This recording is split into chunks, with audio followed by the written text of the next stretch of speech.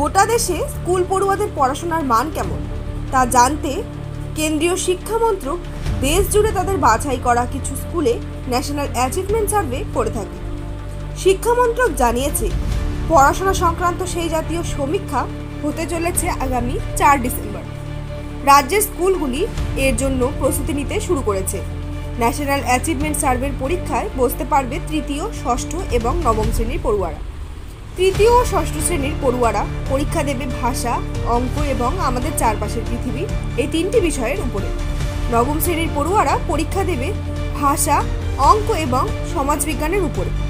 তৃতীয় এবং ষষ্ঠ শ্রেণীর পরীক্ষার সময়সীমা হবে 90 মিনিট এবং নবম শ্রেণীদের সময়সীমা হবে 2 ঘন্টা। কোন কোন স্কুলকে এই পরীক্ষায় সামিল করা হবে তা আগে থেকে জানানো হয় না। খবর সূত্রে জানা গেছে, একটি স্কুল থেকে একটি মাত্র ক্লাসেরই পরীক্ষা নেওয়া হয়। অর্থাৎ কোনো স্কুলের তৃতীয় শ্রেণীকে যদি পরীক্ষায় ডাকা হয়, তাহলে সেই স্কুলের ষষ্ঠ বা নবম শ্রেণীর ছাত্ররা সে বছর ওই পরীক্ষায় বসতে পারে না। অন্য দুটি শ্রেণীর ক্ষেত্রেও নিয়ম একই।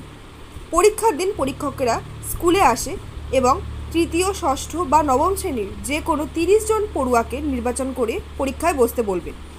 পরীক্ষায় থাকবে MCQ অর্থাৎ মাল্টিপল চয়েস কোয়েশ্চেন। পরীক্ষা দিতে হবে OMR শিটে। শিক্ষকেরা জানাচ্ছেন, প্রতিটি স্কুলের পড়ুয়াদেরই এই পরীক্ষার জন্য প্রস্তুতি নিতে বলা হয়। পরীক্ষার 2-1 দিন আগে কোন কোন স্কুলকে পরীক্ষার জন্য নির্বাচিত করা হলো তা জানানো হবে। সমস্ত স্কুলেই পড়ুয়াদের এখন OMR শিটে কীভাবে পরীক্ষা দিতে হয় তা শেখানো হচ্ছে।